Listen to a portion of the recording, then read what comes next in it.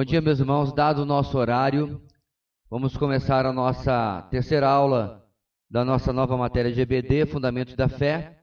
Aula esta que vai ser o encerramento da lição 2, ok? Então é a terceira aula, mas nós vamos ainda continuar na lição 2. Você no seu material aí pode abrir na página 28.3. O ponto 3 Romanos, o processo de estudo da Bíblia. Então vamos já buscar a presença do nosso Deus, orarmos, sem mais delongas, e darmos continuidade ao estudo de semana passada, ok? Oremos.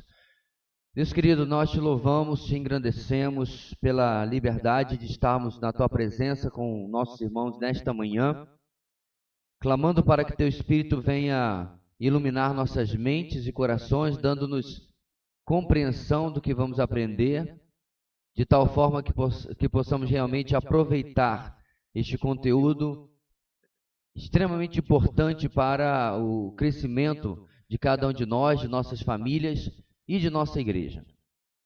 Falando em liberdade, lembramos nos nossos irmãos que neste dia do Senhor não poderão se reunir de forma tranquila, não poderão reunir-se de forma, às vezes, nem pública. Tu possas guardar a vida deles e continuar, ó Deus, fortalecendo-os em meio às dificuldades que passam. Continua conosco, ó Deus, dado o teu Espírito, derrama da tua graça sobre nós, é o que oramos em nome de Jesus. Amém. Muito bem, meus irmãos, como eu falei, terceiro ponto, nós estamos caminhando desde semana passada nesta lição, cujo tema é como conhecer a Bíblia. E nós tivemos como o texto básico: procura apresentar-te a Deus aprovado como obreiro que não tem do que se envergonhar e que maneja corretamente a palavra da verdade. 2 Timóteo 2,15. Então este é um texto, meus irmãos, que Paulo dedica ao seu filho na fé, que tinha uma enorme responsabilidade à frente da igreja que iria cuidar, delegado por Paulo.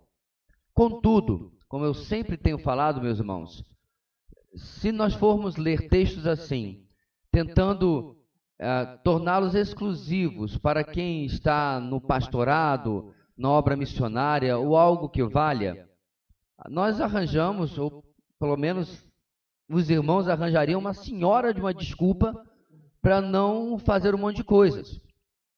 Contudo, meus irmãos, o que realmente mantém uma igreja ao longo das décadas fiel à palavra de Deus, firme contra os ataques, contra as variações, não é apenas um pastor ou presbíteros que seja fortalecidos, firmes na palavra, mas é todo um corpo. Se você der uma olhada em Efésios capítulo 4, você vai ver que os dons ali mencionados, apóstolos, profetas, evangelistas, pastores e mestres, ou pastores mestres, como eu creio que deve ser melhor a tradução, ele tem um objetivo. E o objetivo não é para que eles façam serviço e o resto fique assistindo. Leia o texto. Quem faz de fato o trabalho da obra de Deus é o chamado membro, o participante. Ele é treinado, ele é edificado por esses que estão colocados mais à frente, mas o texto é claro, para a obra do ministério. Então, quem faz e quem preserva realmente a igreja firme contra os ataques não é apenas um punhadinho de homens, mas uma congregação, um grupo que maciçamente possa assim servir ao Senhor, certo? Assim trabalhar para o Senhor. Por que eu estou dizendo isso, meus irmãos? A história é completamente a nosso favor nessa tese que eu estou colocando. Quantas e quantas igrejas eu já vi que até tinham um bom obreiro ali na frente, pastor versado nas escrituras, mas aquele pastor vai embora, ou até morre. Passado algum tempo, a igreja começa a desviar-se daquilo que havia sido ensinado, mas por quê? Não entranhou. Dentro do corpo da igreja não havia instrumentos para continuar aquilo que havia sido ensinado, para sustentar e passar adiante aquilo que havia ensinado, por uma série de motivos, mas não tendo esses elementos, meus irmãos, fica só ali a ideia, o ensino, naquele que estava representando. E nós temos, como eu falei, diversos exemplos na história sobre isso. Agora vamos ver o quadro oposto. Está ali a igreja X. E aquele pastor fica lá 17 anos, 27 anos que seja, 37 anos que seja, pouco importa. Mas ele, de fato, tem na congregação um conjunto, vou usar aqui o termo do Antigo Testamento, de valentes. Não é isso que tinha com Davi? O grande trunfo do lado de Davi contra o lado de Saul era que aquele pessoal vestia a camisa de verdade, do lado de Davi. Tanto que eles eram chamados valentes de Davi. Vamos colocar que esse pastor tinha na sua congregação um bom número de valentes. E aí, ele morre e tal, e a igreja começa a orar, buscando de Deus quem vai ser o novo pastor da igreja. É a minha convicção pessoal que esse pastor já deveria ter vindo do próprio corpo da igreja. Mas vamos lá para o modelo mais 99% do que acontece nas igrejas. Aí vem o candidato A, candidato B, candidato C, D, Z, J, M, L, pouco importa. Mas aquela igreja, meus irmãos, tem condição de diferenciar entre o candidato e o outro a firmeza ou não teológica doutrinária na vida de cada um deles. Você ficaria assustado com a quantidade de igrejas que escolhem pastores simplesmente porque se gosta ou não da pregação. E muitas vezes a pregação não é lá essas coisas, em termos de conteúdo. Fala bem, conta aí uma anedotazinha aqui e acolá, né? A mensagem agrada, aí o pessoal sai do culto. Por mim já coloca o fulano aí, porque, né? Aí no outro domingo vem um camarada que de repente ele é menos carismático, menos, né, empolgado e tal, até meio burocrático na mensagem, contudo tem um ótimo conteúdo. Mas se essa congregação, meus irmãos, não está treinada a reconhecer bom conteúdo bíblico, vai dizer assim, rapaz, quase dormi no culto. A mensagem do pastor é que nem uma espada, longa e chata. Eu concordo, irmãos. A pregação ela deve ter conteúdo. Os pregadores precisam aprender a ser bons comunicadores também. Eu não estou discordando disso, não. Mas eu estou falando dos extremos aqui, meus irmãos, para dar um exemplo de que isso acontece muitas vezes. Sinceramente, o dedo até coça para marcar o nome de algumas igrejas, porque eu vi com meus próprios olhos ao longo dos anos o processo disso exatamente acontecendo. Escolhendo-se pastores porque ele gosta disso aqui que a gente já faz, não daquilo que nós deveríamos crer. E aí o desastre é claro. O que isso tem a ver com a nossa lição de hoje? Se nós estamos falando sobre conhecer a Bíblia, meus irmãos, deve ser o objetivo de todo pastor, de todo obreiro, que a sua congregação saiba tanto ou mais da Bíblia do que ele mesmo.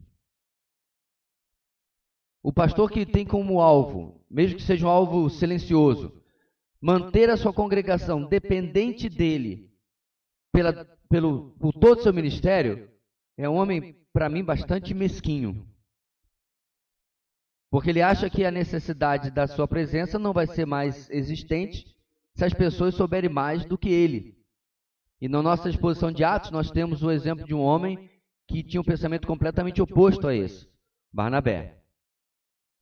Que realmente ele é suplantado em conhecimento, em ministério por Paulo, mas você não vê, pelo menos eu não vejo no texto, nenhuma demonstração de ciúme ou algo parecido da parte de Barnabé. Então, meus irmãos, Moisés estava lá no arraial em Israel, lá no deserto, E aí vieram um pessoal fofocar para Moisés. Senhor, tem um pessoal lá no meio do arraial profetizando. Você lembra qual a resposta que Moisés dá? Quem me dera todo Israel profetizasse. Então, a resposta de Moisés demonstra a falta de vaidade da parte dele, de que houvesse um crescimento espiritual, se você quiser chamar assim, por parte do povo de Israel, que por acaso pudesse estar fora do controle dele, na opinião daqueles que vieram trazer a notícia. Assim, no nosso ponto 3, o processo de estudo da Bíblia, meus irmãos, é algo extremamente ignorado nas igrejas de hoje. Quantas e quantas dezenas, centenas de vezes eu vi textos bíblicos sendo usados como se fosse frase de para-choque de caminhão, fora do seu contexto, separado do seu real ensino, afastado da intenção do escritor e principalmente do autor, até sendo usado com sinceridade, digamos assim, mas sinceridade não é suficiente para que você tenha um ensino bíblico correto. O que nós temos que fazer é ter um exame correto do texto bíblico e aí sim começar a aprender, né, realmente com aquilo que está sendo ensinado, ok? Então, nesse primeiro passo, meus irmãos, passo 1, nós temos a preparação. Vamos ouvir sobre isso daí? Tem alguém com o texto aberto aí para a gente? Vamos lá. 1 de Pedro 2, 1 e 2.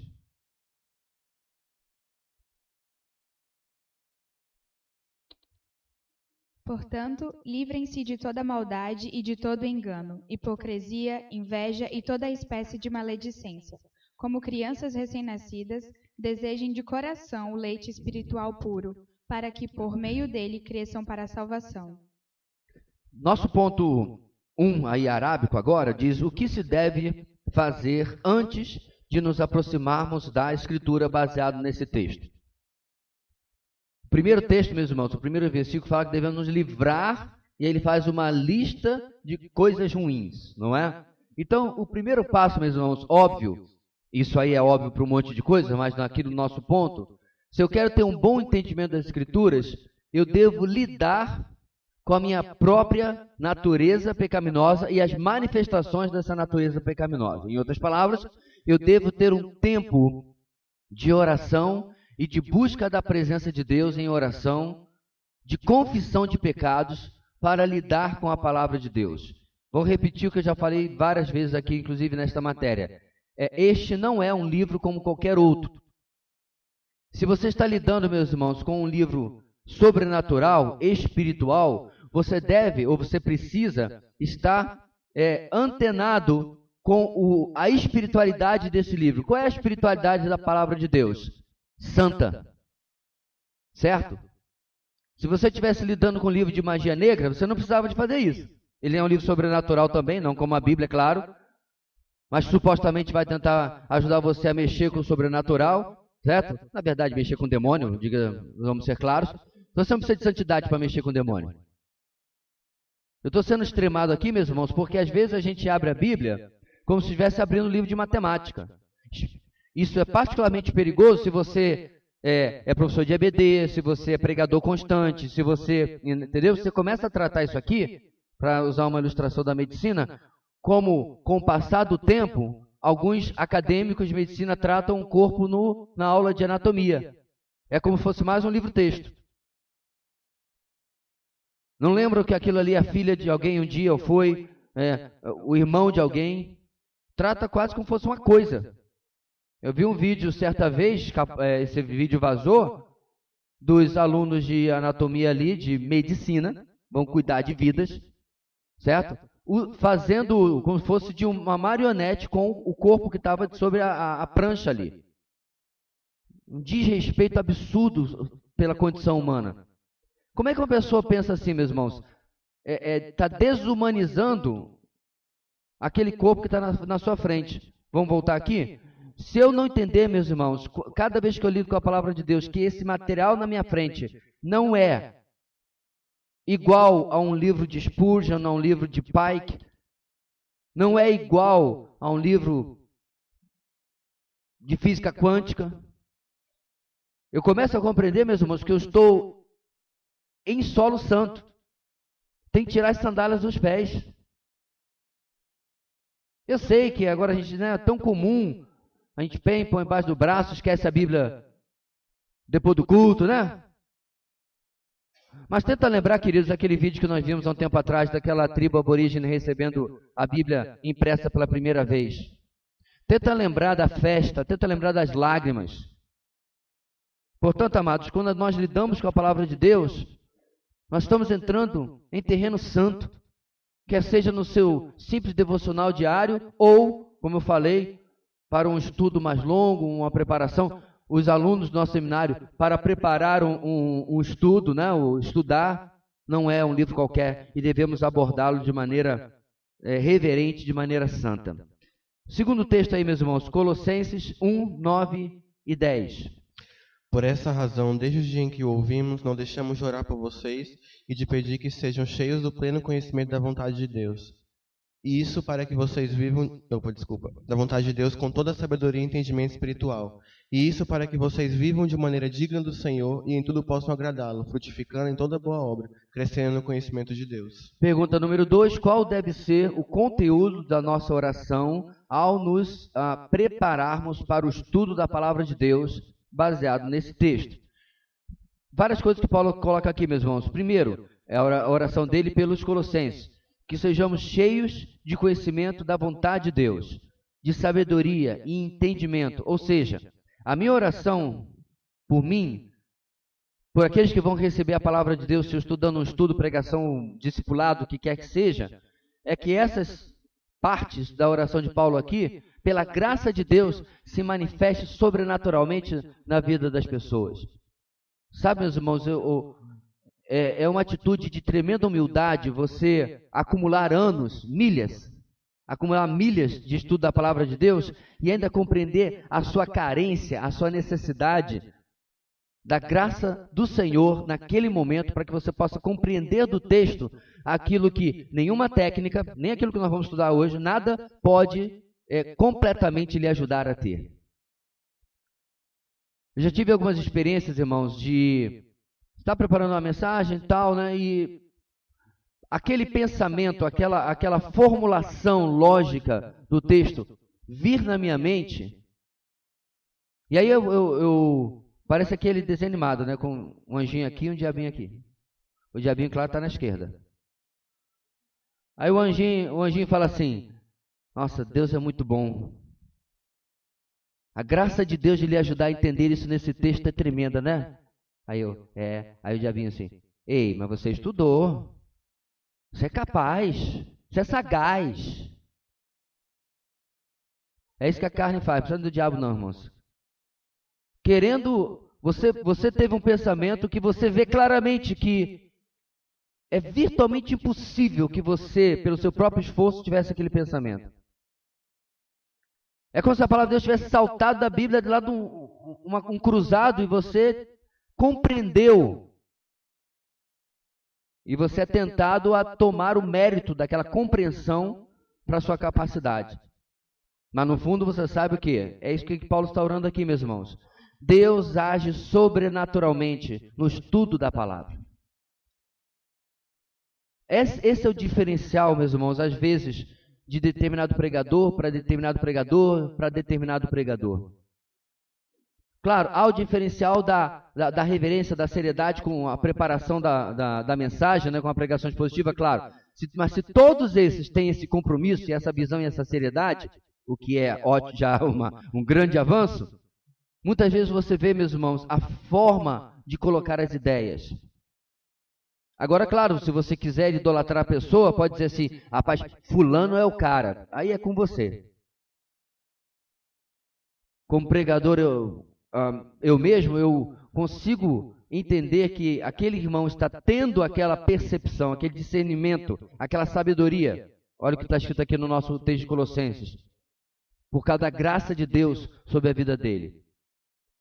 Teve suor, teve trabalho, teve preparação, mas tem principalmente a graça de Deus ali ajudando. No quadro em negrito aí, meus irmãos, tem o texto do Salmo 119, 18. E primeiro diz assim: dedique certo tempo à oração antes de cada estudo.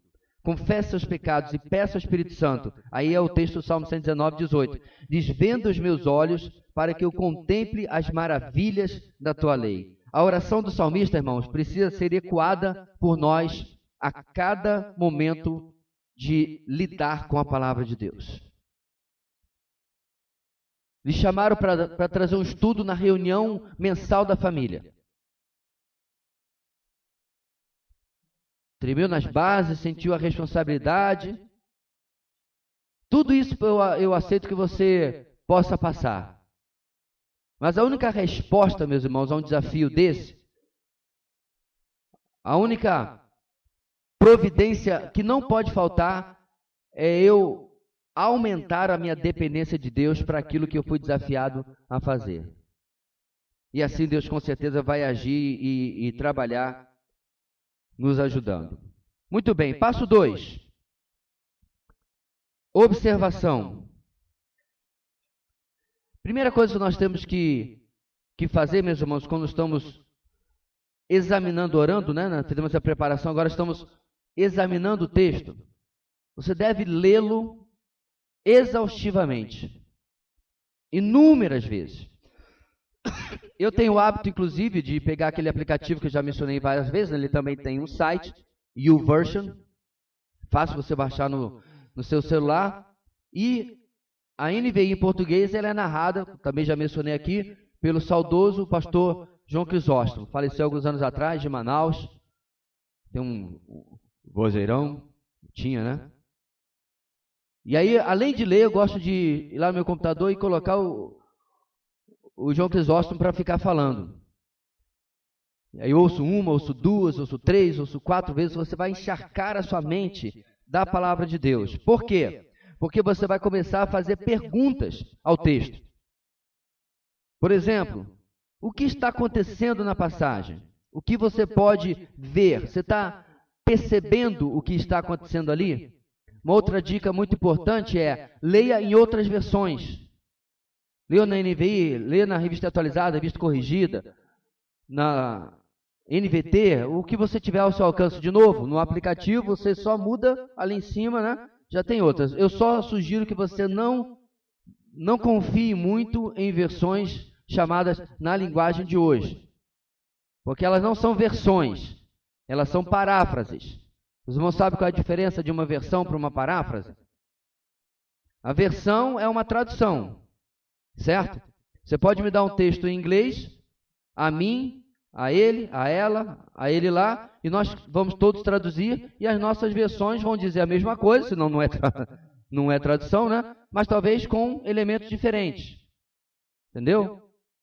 Então talvez, se tem a palavra gate, eu vou traduzir como portão, o outro vai traduzir como portal, mas essencialmente é a mesma coisa.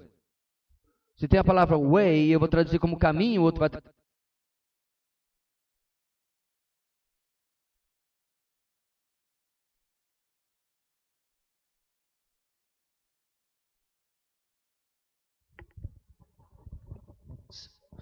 Então, você pega a palavra way, eu vou traduzir como caminho, outro vai dizer como vereda, não, ao contrário, tanto faz, ok? A paráfrase não. A paráfrase é uma interpretação do texto que determinado autor ou editora fez. Alô, câmbio, estamos de volta. Certo? Com o objetivo de tentar ajudar a compreensão do texto. Agora, aquela história, meus irmãos, é a interpretação dele. Então, a Bíblia, a mensagem, Bíblia na linguagem de hoje, a Bíblia viva, até dá para você ter na sua biblioteca, mas eu não acredito que deve ser a sua Bíblia de uso, certo? Porque, se você comparar com o texto mesmo, as diferenças são gritantes. Então, cuidado com as paráfrases. Eu, particularmente, não sou fã mesmo de paráfrases. Mas versões, você deve examiná-las porque, é claro, fruto de trabalho de exegese, trabalho de tradução, de de crítica textual, né? Trabalho sério, ok? Mais sério, eu quero dizer, mais científico, tá? Muito bem. Faça perguntas durante a leitura e anote-as. Quem, o que, onde, quando. Então veja bem, meus irmãos, se o texto é um profeta falando para Israel ou um apóstolo falando para a igreja, isso determina parte da sua interpretação daquele texto. Então, na observação, você pode até inclusive fazer isso por escrito, tá? No papel, caderno, onde você vai escrever essas respostas a essas perguntas, tentando ter um quadro geral, a princípio bastante ainda superficial, daquilo que está acontecendo naquele texto, ok? Então, isso vai diferenciar também experiências narrativas de normas. Então, Jesus falou para Pedro, vem andar sobre as águas comigo. Parece brincadeira, mas já teve crente na história da igreja que achou que aquilo era uma norma e um imperativo para todos os cristãos. Uma simples análise mostra que o evangelista está narrando o que aconteceu com Jesus, Pedro, os demais apóstolos, os demais discípulos, no Mar da Galileia, ponto. E que não foi registrado para que a gente aprendesse a andar sobre as águas. Acredite, eu tentei no Mar da Galileia andar, tentei não, estou brincando. O Mar da Galileia continua obedecendo as leis da física, se você entrar, vai molhar os pés. Eu estava com meu tênis, não estava a fim de molhar meus pés, não. Só fiquei na praia. Então, o Mar da Galileia não tem nenhum poder sobrenatural. Lá você não vai conseguir andar sobre as águas, isso aconteceu uma única vez na história, e você não vai repetir isso. Então, se não é isso, por que esse texto está ali no Evangelho? Essa é a pergunta que você tem que fazer. Se esse texto não está para me ensinar a andar sobre as águas, tem um outro objetivo. E é isso que você vai buscar no seu estudo. Na observação, ponto 2, procure por coisas que se destacam no texto, chamam a atenção no texto. Por exemplo, palavras-chave. Talvez um termo que você diz assim, gente, eu já li a Bíblia, porque todo ano minha igreja faz campanha de leitura da Bíblia toda, e todo ano eu participo. Eu já li a Bíblia toda várias vezes. Essa é uma palavra que eu não vejo normalmente acontecendo. Essa palavra esse é um termo que raramente eu vejo. O que será que isso quer dizer? Qual a relevância dessa palavra, desse termo ou dessa expressão? Outra coisa interessante, irmãos, é que muitas vezes tem uma informação no texto que você está indo, no fluxo do texto. Aí tem como se fosse aquela informação que se você arrancar, não muda absolutamente nada. E o texto continuaria. Quer ver um exemplo? Lá no finalzinho do Evangelho de Marcos, quando Jesus é preso no Getsêmani, do nada aparece um rapaz seguia os discípulos apenas vestido num lençol. E aí tentaram pegar o rapaz segurando pelo lençol e ele saiu correndo nu. O que isso tem a ver com o quê? Praticamente todo comentarista que eu já li sobre esse texto concorda que João Marcos é aquele garoto, o autor do Evangelho de Marcos. Ele escreve para dizer assim, lembra que eu falei para vocês que eu fui testemunha da prisão de Jesus? Eis aí que eu estava. Ele foi com tanta pressa até lá, que ele apenas se enrolou no lençol e aconteceu o que o texto está. Porque não há outra razão a não ser Marcos se identificando no texto para aquilo estar ali. Não muda absolutamente nada. Você pode tirar e a narrativa sobre a prisão de Jesus continua normalmente. E assim você pode encontrar diversas palavras-chave, expressões, coisas que se destacam. Vamos lá. Assuntos chaves, pessoas, tópicos. Isso aqui está falando sobre o quê? Santificação. Isso aqui está falando sobre perdão. Esse texto está falando sobre evangelismo. Então, qual é o assunto principal desse texto que eu estou tratando? O que Paulo, Pedro, João, Jesus está querendo ensinar através disso daqui? Se eu descubro isso, um monte de invenções que as pessoas trazem como motivo para o texto já são eliminadas.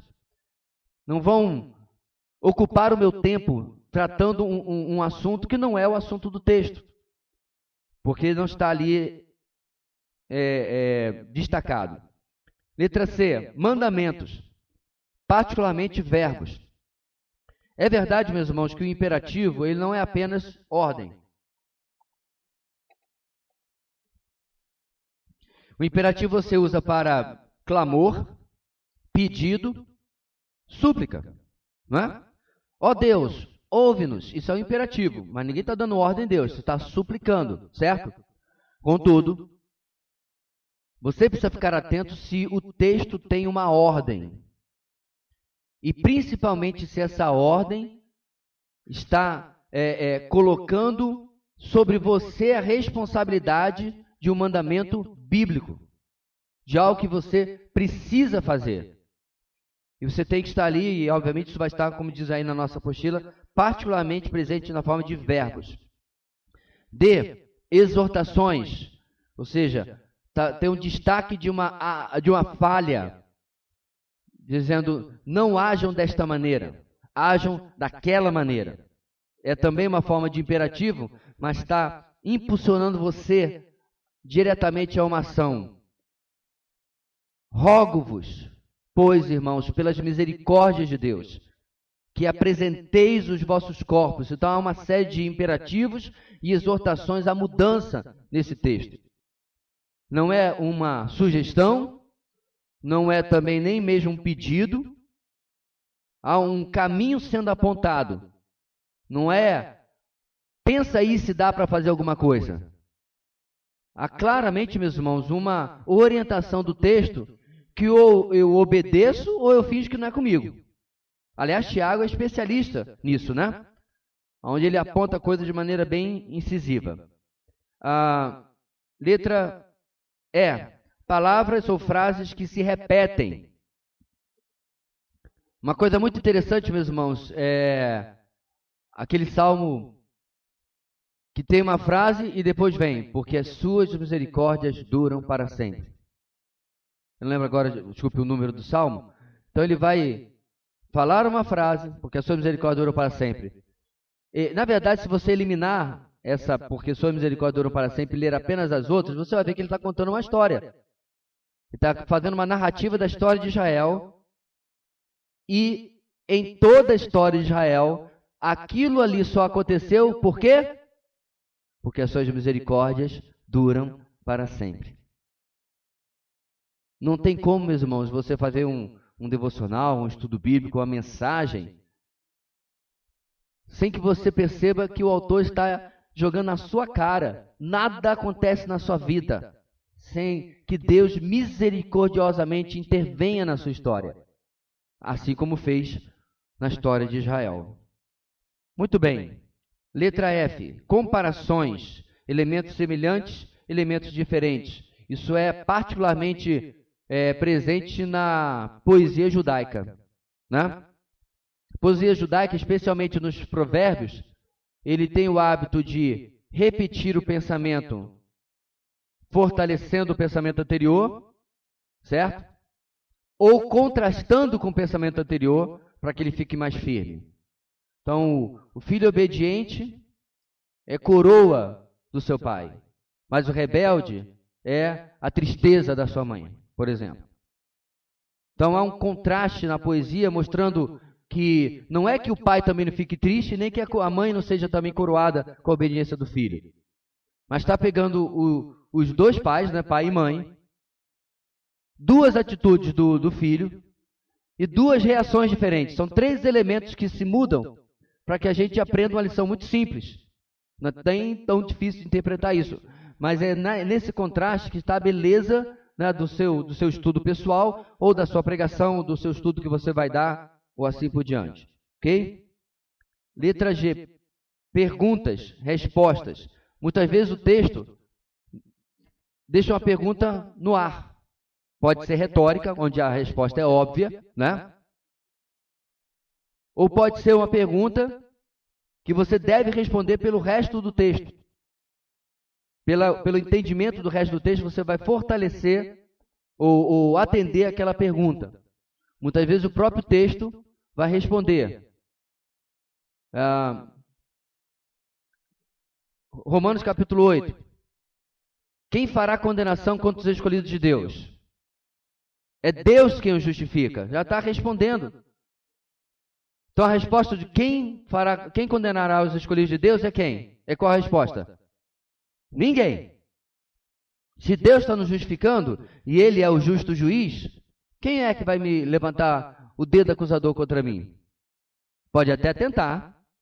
Pode até ser que ele consiga dizer alguma coisa que circunstancialmente eu fiz, mas Romanos 8 não está falando sobre eu chutei o cachorro da vizinha. Ou eu falei mal da sua prima. Não, eu tenho uma acusação contra ele, ele falou mal da minha prima. Não, não é isso que Romanos capítulo 8 está fazendo. Ou está ensinando ou está falando. Ele está falando que, em termos gerais da nossa justificação, ninguém pode tocar na nossa justificação. Porque é Deus quem nos justifica. Perceba, meus irmãos, não é Deus que passa a mão na nossa cabeça. Não é Deus que vai fingir que nós não fizemos nada. Não é isso que o texto está dizendo. Está dizendo que ele pega a justiça que o Senhor Jesus conquistou na cruz e coloca sobre nós. Ele nos justifica, impedindo que qualquer condenação possa chegar até nós. Tudo isso está no texto. Você vai desembrulhando, né? Dissecando o texto dessa maneira. Letra H. Qualquer coisa inusitada, inesperada. Então o texto está indo numa direção. Paulo às vezes faz bastante isso. E ele abre um parênteses. E ele inclui uma informação nova. Não tinha parênteses em grego. Então eu fico pensando, irmãos, como devia ser complicado você ler uma língua sem pontuação, sem parênteses e sem acentuação, porque o acento foi colocado para nos ajudar aí na pronúncia hoje em dia. Mas ele de vez em quando fazia um parênteses. E esse parênteses, meus irmãos, de novo, não está lá por acaso. Às vezes os parênteses de Paulo eram bem grandes. 2, 3 parágrafos. E aí o que acontece? Ele faz aquele parênteses e ele volta ao assunto. Sabe qual é o problema, irmãos? Você está numa época que não dava para dar backspace. Não dava para selecionar, dar Ctrl X, terminar um pensamento, depois dar Ctrl V e continuar o pensamento embaixo. Você está escrevendo. E o material era caro.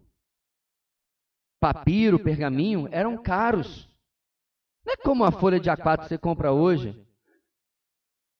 Eu tinha um professor que, de vez em quando, eu estava fazendo um trabalho no escritório dele, de vez em quando ele pegava uma folha de A4 e amassava assim, aí eu, o que aconteceu? Ele, estou desestressando. A folha nova, não era nem rascunho. Você nunca faria isso no primeiro século, porque a folha de papiro não era para desestressar. Era uma peça nobre, era uma peça cara. Então, Paulo vinha no seu pensamento, Espírito Santo, obviamente, inspirando e tudo mais, e ali ele percebia que algo do que ele estava falando precisava de um maior esclarecimento. Aí é que entrava os parênteses. Ele fazia isso, às vezes, pequeno, às vezes enormes parênteses, e depois voltava para o assunto, certo? E a vida seguia normalmente, nada era abalado com isso. Bem, note, está aí nessa apostila. Temos aqui apenas alguns poucos exemplos do que se deve procurar na observação de uma passagem. E aí tem uma dica, não tenha pressa, não desista facilmente. Sabe, irmãos, tem textos bíblicos que só na observação, perceba, você não vai agora dizer assim, diante desse texto bíblico eu vou fazer tal coisa. Observação é apenas, né? Essa câmera é preta, ela tem a marca em cima. Ela tem um visor que abre e depois se recolhe para guardar. Eu estou fazendo observações sobre a câmera. Essa outra câmera é da mesma marca que a outra, mas a marca está no visor, que também abre. Contudo, ela é de um modelo diferente. Eu estou anotando características do objeto. Eu nem falei para que ela serve. Isso é depois, a gente vai chegar lá. Eu estou fazendo observações sobre aquilo ali. Não é nem como uso, porque isso também é no próximo passo, mais adiante. Essas observações vão me ajudar depois a conduzir a forma como eu vou tratar aquele texto. Entre essas, aquelas que eu já mencionei, muito importantes é quem está falando e para quem está falando. Certo? Então você pega um texto, eis que eu vos coloquei como como cabeça e não como cauda. Quem já não teve num culto meio penteca que o pessoal falou isso? Que esta semana Deus lhe coloque como cabeça e não como cauda, porque é a promessa dele. Amém? E todo mundo? Amém. Aí você vai para o texto. Você faz uma mera observação de texto.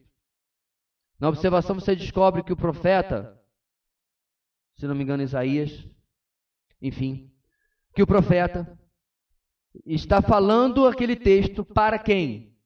Para o povo de Israel, aliançado com Deus.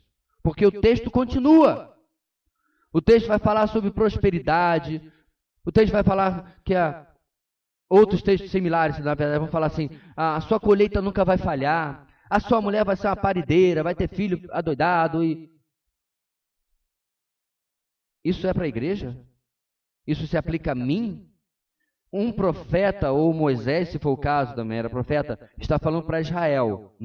Deixa eu deixar isso anotado aqui. Mais adiante essa informação vai ajudar na minha interpretação. Certo?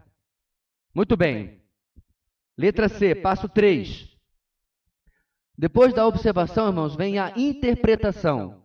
O que isso significa? Ok? Aquela câmera é da mesma cor que aquela. Contudo, aquela câmera tem cara de câmera fotográfica. Aquela ali não tem cara de câmera fotográfica. Qual a interpretação que eu posso fazer disso? O que significa isso? Significa que uma tem uma função diferente da outra. O uso é diferente do outro. Na interpretação, meus irmãos, a gente vai começar a descobrir o que o texto está ensinando, dizendo, apontando para mim naquela circunstância. Então, a pergunta-chave é essa daí. O que isto significa? O que isto significa? Vamos ler primeiro de João 2, 27, para começar. Quanto a vocês, a unção que receberam dele permanece em vocês, e não precisam que alguém os ensine. Mas como a unção dele é recebida, que é verdadeira e não falsa, os ensina acerca de todas as coisas, permaneçam nele, como ele os ensinou. Essa é uma das duas únicas passagens em toda a Bíblia que você vai encontrar a palavra unção. Você encontra mais a palavra unção na música da Ludmila Ferber do que na Bíblia. Unção de ousadia, unção de conquista, unção de libertação, unção de sei lá mais o que, unção disso. Nada disso tem nas Escrituras. Absolutamente nada disso. De novo, este e a outra vez que João vai usar são as duas únicas ocorrências da palavra unção em toda a Escritura. 66 livros. E nesta ocasião, neste uso, João está dizendo que a unção do Espírito Santo está sobre toda a igreja, porque é com toda a igreja que ele está falando. E toda a igreja tem a unção do Espírito Santo para o entendimento das Escrituras. Ok, irmãos? Se alguém perguntar assim, pastor, dá uma aula sobre unção. Acabei de dar e acabou de acabar. Porque é isso que tem. Qualquer outra coisa... olha, o pregador fulano, ele é cheio da unção. É gíria evangélica. É folclore evangélico. Isso não existe nas Escrituras. Deixa eu deixar mais claro, meus irmãos. No primeiro século, ninguém saiu de um culto de pregação de Paulo dizendo que ele era cheio da unção. Isso é uma coisa que inventaram nas últimas décadas e fica bom. Tem pregador que gosta de ouvir uma coisa dessa. Irmão é muito cheio da unção. Sabe o que significa geralmente isso, irmãos? Eu gostei do que ele pregou. Eu senti. Arrepiou. Quantas e quantas mensagens eu já vi gente falando que foi cheio de unção e o cara não falou lé com cré, nem alho, nem bugalho, nem nada. Teve uma festa aqui de aniversário de uma determinada igreja e eu fui lá, né, prestigiar, tal. E o camarada era famoso. Vou falar logo, era o Malafaia. Mala cheia. Na época que eu ainda suportava um pouco a pessoa dele. Isso faz mais de uma década. Aí eu convidaram para o aniversário da igreja, falei, tá, mano, eu vou lá. Aí eu estou ouvindo, né? Eu estou vendo aquela mensagem, meu irmão, os caras sabem que eu acho que ele fez em cima da perna no avião, num pedaço de papel que ele pegou emprestado? Como diz o reverendo Hernando Dias Lopes, a mensagem dele tinha 3 pontos. Ele leu o texto, ele abandonou o texto e nunca mais voltou para o texto. Aí eu estou lá vendo aquela situação lamentável. Aí do lado, para o meu desespero, uma antiga irmã da nossa igreja, ô pastor, tudo bem? Você está aqui também? Que bênção, né, pastor? Que unção eu. Quase que eu perguntei, se fosse na época da internet, eu ia perguntar assim, você está assistindo alguma mensagem no celular? Porque 10, 12 anos atrás não tinha internet para a gente assistir isso, né? Pelo menos não ao ar livre. Mas sabe por quê? Porque a nossa geração gosta de mensagens que alimentam o ego. E eu claramente acho que ela não gostava muito do que ela ouvia domingo, né? Porque, inclusive, nem mais conosco está, porque eu falei naquela matéria sobre alimentar egos, foi reprovado. Ponto é que o texto está falando sobre isso. O que isso tem a ver com o nosso estudo? Tire da sua cabeça que você precisa de algo sobrenaturalmente diferente, algum tipo de iniciação, algum tipo de estágio maior, algum tipo de patamar. Pegou, né? Referência. Elevado, você tem que estar em outro patamar, espiritualmente falando, para poder entender o texto. E tenta se comparar com fulano, com beltrano, com ciclano. Ok? Isso é extremamente importante, irmãos, porque isso existe no nosso meio. Senhor, me dá aqui uma unção para eu poder trazer esse estudo e tal, e a gente vai nesses chavões evangélicos e o texto fala exatamente o oposto. Vamos lá. A Escritura pode ser clara. O que Deus tem dado para nos ensinar. E aí, o texto diz, Ele tem nos dado a unção do Espírito Santo, certo? A todos nós. Nós vamos voltar à nossa interpretação. Comece a fazer perguntas ao texto, perguntas de interpretação. Qual a importância de, uma palavra em especial, particularmente verbos, né? Qual a importância, segundo, de uma certa frase? Qual a importância desses nomes, desses títulos que estão sendo mencionados, dessas datas? Qual a importância de outros dados que estão aqui? Então, muitas vezes, meus irmãos, a gente passa por cima de um texto e não presta atenção nesses detalhes. Não presta atenção do porquê que isso está aqui. Quando nós fizemos a exposição de Neemias, você deve lembrar que Neemias possui um capítulo, ou uma parte, que é basicamente nomes, genealogia, certo? E nós fizemos a pregação de todo o livro de Neemias, Esdras e Neemias. E eu me lembro que teve um irmão que veio no dia que, como os irmãos sabem, né, o texto é contínuo, que ia ser exatamente aquela relação de nomes. E ele falou assim, pastor, eu não estava me sentindo nada bem hoje à tarde. Mas eu vim porque eu estava curioso, o que o senhor ia arrancar desse texto? Aí eu falei assim, olha, eu só espero que eu não tenha arrancado nada que já não esteja no texto. Mas o meu ponto que eu expliquei para aquele irmão, meus irmãos, é que aquela genealogia está ali porque ela possui um objetivo, ela tem uma missão a cumprir. Deus não colocou ali para... Não, peraí, está muito fino a Bíblia, vamos botar umas genealogias aí para encher. Não. E também não foi por isso que Neemias colocou lá.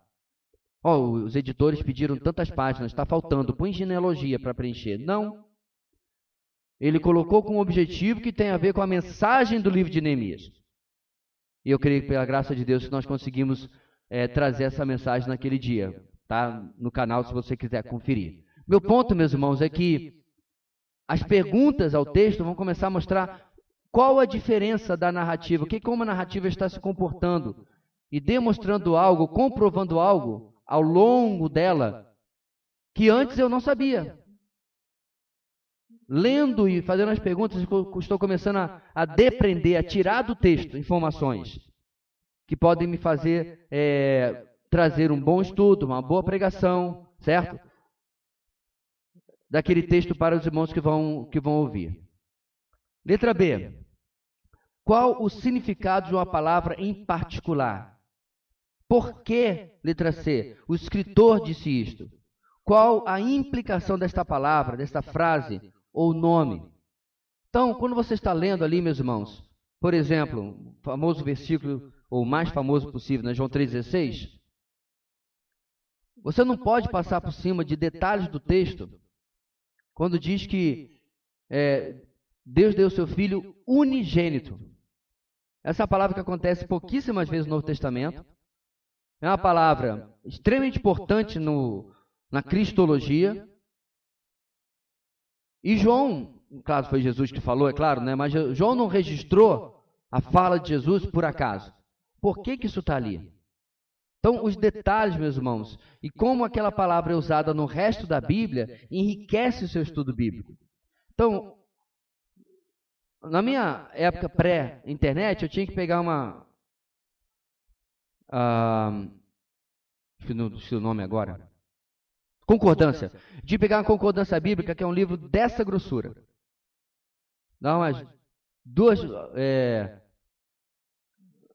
listas telefônicas de São Paulo, uma do lado da outra, assim. E eu tinha que procurar lá tal palavra.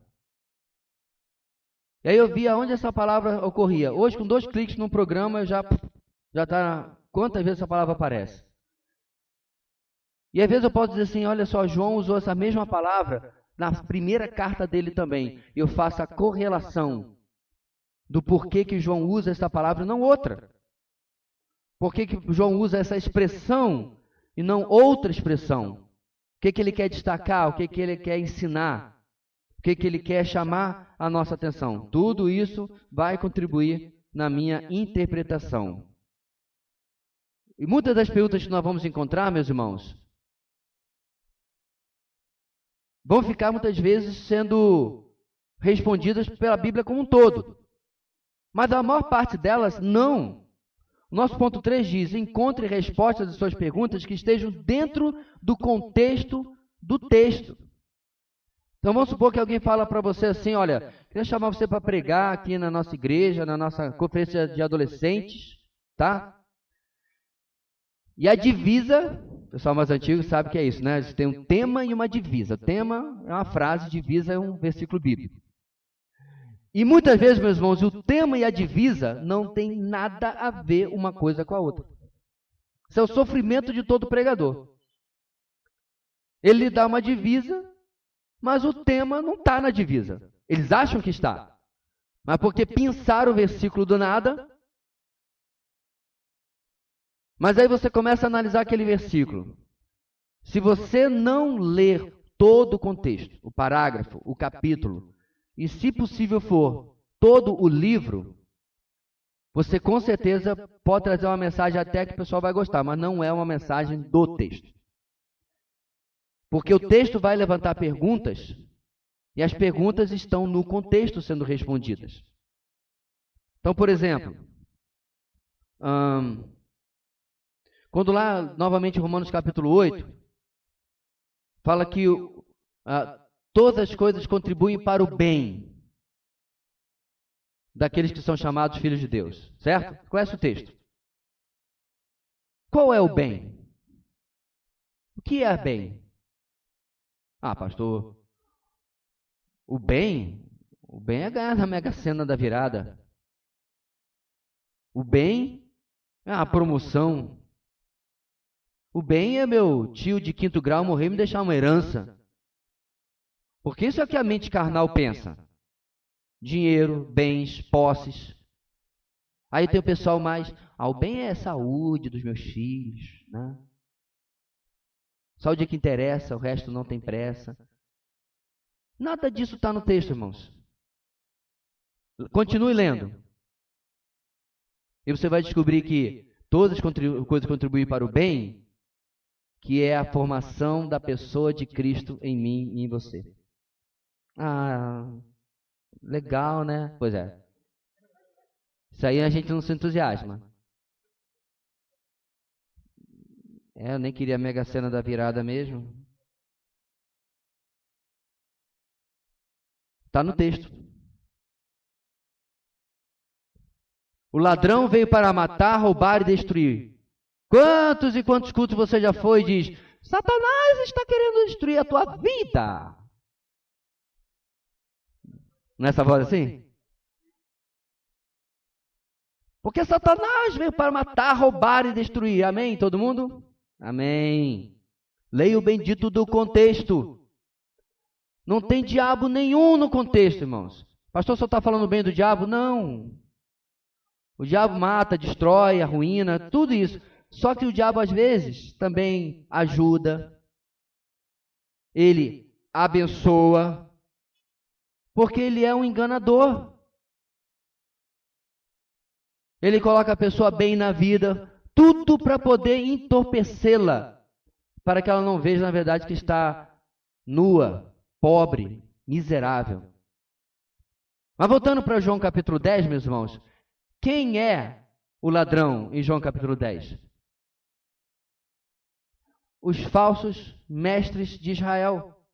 João capítulo 10 é um discurso de condenação de Jesus para com os falsos mestres de Israel. Ele está dizendo para as multidões, vocês estão sendo iludidos por mercenários, por ladrões. Mas eu sou o bom pastor. Eu não sou um mercenário, eu não sou o ladrão. É só ler o contexto. Então, se você quisesse fazer uma aplicação de João capítulo 10 hoje, aí sim, são os falsos mestres e os mercenários da fé de hoje. Bem, tudo instrumento do diabo, com certeza absoluta, mas o texto não fala sobre ele. Isso você descobre, irmão, de novo, fazendo perguntas ao texto e vendo as respostas no contexto. Tá? Muito bem. Então, o contexto, letra A, os versículos anteriores e posteriores da passagem que você está estudando. Letra B, você precisa também ver definições de palavras. Essas definições, meus irmãos, você tem muito material bom hoje, alguns disponíveis, inclusive, na biblioteca da nossa igreja, mas na internet também, material que você vai entender o significado de palavras. E às vezes não tem nada a ver com grego, tem a ver apenas com português, e você está usando uma versão complicada. Quando eu era garoto pequeno lá na Ilha do Governador, eu li 1 de João pela primeira vez. E ali eu vi lá que tem um negócio que aparentemente parecia muito ruim, que o nome era concupiscência. Que desgraça é concupiscência. E o mais engraçado, irmãos, que eu já tinha visto umas 2, 3 mensagens que o pregador, o pastor falava assim, porque Deus quer nos livrar das concupiscências deste mundo. E ninguém entendeu nada. Porque mesmo há 30 anos atrás, irmãos, o brasileiro não sabia o que significava concupiscência. Sabe lá por que cargas d'água, o pregador precisa repetir uma palavra difícil, em lugar pelo menos de explicar o que ela significa. O ponto é que eu fui para o dicionário. E o dicionário dizia, forte desejo. Eu falei, por que desgraça alguém nunca escreveu forte desejo em vez de botar concupiscência? Graças a Deus, anos depois alguém traduziu outras bíblias, a NVI, por exemplo, e tirou concupiscência e colocou desejo. Ou inclinação, ou forte desejo, ou o que que seja. Ou seja, meus irmãos, não entendeu o texto? Use ferramentas, como falei, outras versões. Um dicionário de português ou uma concordância, um dicionário bíblico para você compreender como esse termo é usado em outros lugares. Certo? Porque há termos realmente que não tem como você trocar. Por exemplo, expiação. Não tem sinônimo mais fácil para expiação. Qualquer outra coisa que você coloque no lugar, você vai esvaziar o significado de expiação. Então você precisa entender em outras passagens ou num dicionário teológico o que esse termo funciona. Ou não faltar EBD, porque já foi ensinado aqui no EBD. Ou assistir a mensagem do acampamento retrasado, né, que a gente falou sobre expiação. Todas essas ferramentas ajudam numa situação dessa. Bem, estrutura gramatical e da frase. Ah, não, eu não gosto de português. Gente, eu também não gostava. Não era minha matéria preferida. Adorava literatura, história, mas português, oração subordinativa, coordenativa, enjoativa, aquilo era tortura. Até que eu comecei a aprender hermenêutica, ou seja, interpretação bíblica, e descobri que eu devia voltar no tempo e prestar mais atenção nas minhas aulas de português. Sabe por que o brasileiro tem tanta dificuldade, meus irmãos? Porque nós não gostamos de estudar a nossa própria língua. Detalhe, eu nem estou falando de grego, estou falando de português. Por quê? Qual é a primeira palavra de João 3,16? Por quê? Ou, se você tiver uma tradução, pois. Mas geralmente é por quê. Certo? Qual é a primeira palavra, ou as primeiras palavras de Romanos 12, versículo 1? Rogos, pois, irmãos. Está entre vírgulas ali. Pois, irmãos. Esse pois, meus irmãos, devia vir uma Bíblia mais moderna no futuro, em que ele piscasse assim para você, sabe? Que a letra crescesse, diminuísse, que nem os efeitos do PowerPoint, para ninguém deixar de perceber que tem um pois ali. Romanos 8, não, Romanos 5, né? Portanto, começa. Pois, portanto, são indicativos gramaticais no texto de que você tem que ler o que está vindo antes. Senão você não vai entender o que ele está falando. Quer ver só? Eu chego do nada na sua casa. Então, Aaron, portanto, eu decidi que a gente não vai fazer daquele jeito. Mas, portanto, o quê? O que mudou a sua opinião? Agora, se eu chego assim, Aaron, eu descobri que aquele negócio é muito caro. Portanto, nós não vamos fazer desse jeito. Ah, é verdade, pastor, vamos tentar. Entendeu? Simples assim. No seu dia a dia, ninguém chega de paraquedas na sua frente e lasca um portanto. Ou um pois. Ele tem um contexto no qual ele é usado. Por que seria diferente na palavra de Deus, meus irmãos? Então, eu sei que é difícil admitir, mas muitos de nós já teve dificuldade com determinado texto, porque nós tivemos preguiça de ler um pouquinho antes dele e um pouquinho depois dele. É por isso que, na maior parte das vezes, posso até estar enganado em termos de estatística, mas acho que na esmagadora maior parte das vezes, o devocional que nós usamos na igreja não vem com um único versículo. Já vem de 3, 4, 5 versículos, né? Para você entender um pouquinho. E eu acho até que você, às vezes, deveria ampliar o texto que você está lendo antes de fazer o seu devocional. Então, a estrutura gramatical, meus irmãos, é extremamente importante. As famosas frases que eu falei aqui, na subordinativa, coordenativa, etc., ajudam você a entender o fio de pensamento do autor. Que mais, irmãos? Usar outras passagens da Escritura. Uma regra simples em interpretação de texto é: a Escritura interpreta a própria Escritura. Certo? Então, especialmente quando é o mesmo autor que usa. Então, qual é o uso de João da palavra ira? E lá, está lá em João capítulo 3. Quem tem o filho tem a vida, mas quem não tem o filho, a ira de Deus sobre ele permanece. Então, deixa eu agora fazer uma pesquisa. Quantas vezes ele usa a palavra ira? Qual é o uso da palavra vara em Provérbios? Vara da disciplina. Então, pego todas as palavras. Qual é o uso da língua em Provérbios? Então, são estudos, meus irmãos, que trazem um entendimento maior do ensino sobre determinado tema, doutrina, né, assunto, para nós. Ferramentas de estudo da Bíblia. Eu mencionei alguns já, alguns tem em nossa biblioteca. Dicionários bíblicos, concordâncias, manuais bíblicos, enciclopédias da Bíblia, comentários bíblicos. Veja bem, meus irmãos, eu até falei, isso aqui é válido para todo mundo, mas eu falei para os irmãos que estão fazendo o seminário, nosso CFM, que é virtualmente impossível você ser um estudante de teologia e não ter uma biblioteca básica, tá? Eu devo ter algo em torno de, não sei, 4, 5 mil livros. Você não precisa ter 4, 5 mil livros. A maior parte dos meus, é claro, são digitais, né? Porque eu não tenho lugar na minha casa para botar 4, 5 mil livros. É um software teológico que eu ganhei há um tempo atrás, presente inclusive da igreja. Foi comprada agora a nova versão, que possui dentro dele, isso talvez até mais do que isso, nem sei quantos mil livros tem lá dentro. Então não estou dizendo que você tem que ter milhares de livros, mas há determinados livros chaves, certo, que você precisa ter. Então se você vai fazer um estudo sobre um determinado livro, compre uns 2, 3 comentários. A gente gasta, às vezes, meus irmãos, uns 2, 3 comentários deve dar algum em torno de 80, 100, 120 reais.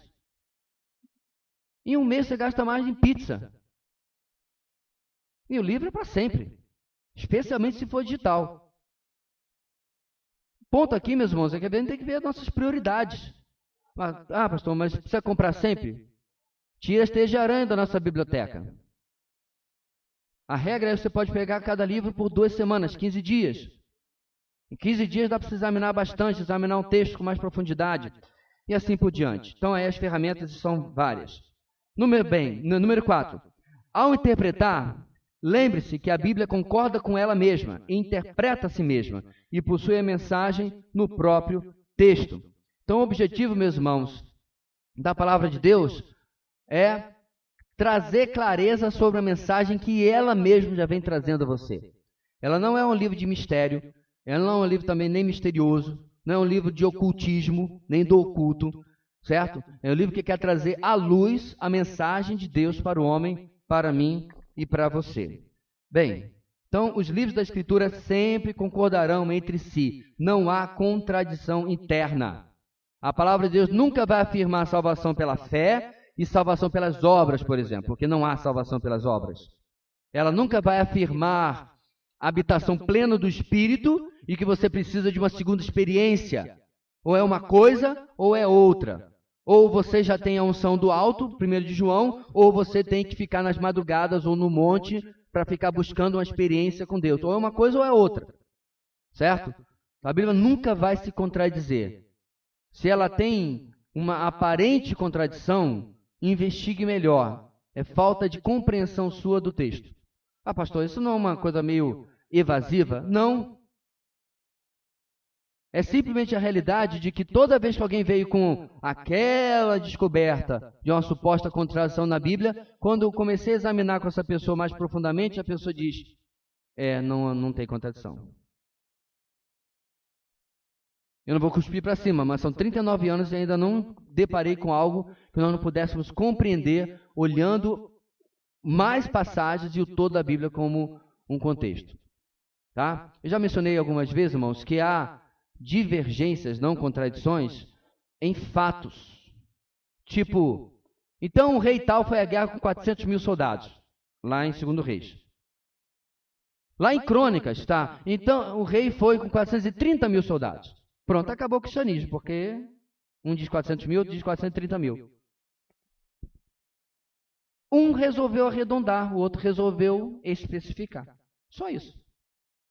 Fora o fato de que não muda em absolutamente nenhuma doutrina das Escrituras, não mexe com soteriologia, nem com amartiologia, nem com bibliologia, nem com pneumatologia, nem com soteriologia. Nenhuma doutrina das Escrituras é prejudicada porque o rei foi com 30 mil homens mais em um texto do que o outro.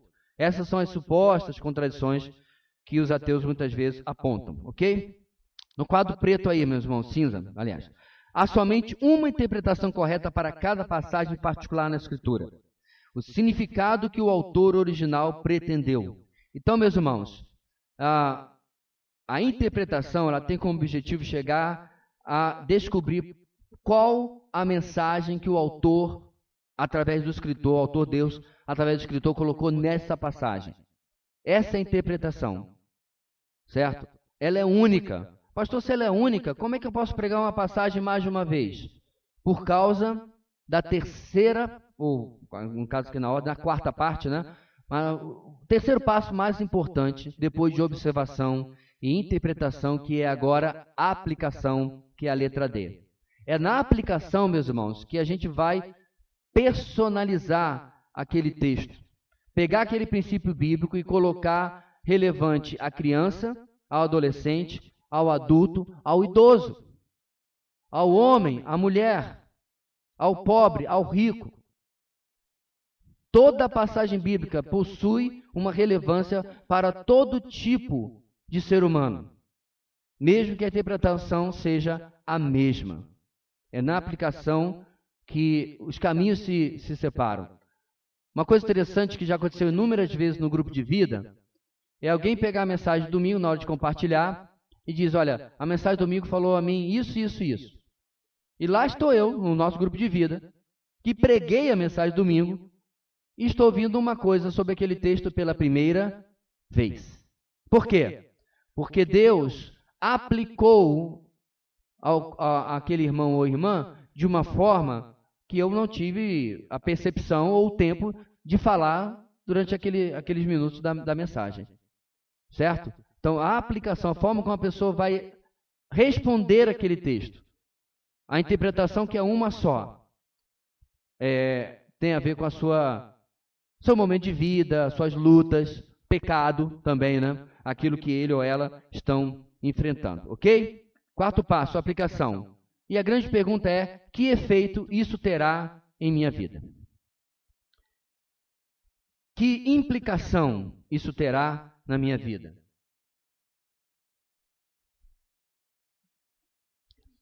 Tiago 1:22. Vamos ouvir? Sejam praticantes da palavra e não apenas ouvintes, enganando vocês mesmos. Então, meus irmãos, isso aqui é muito sério.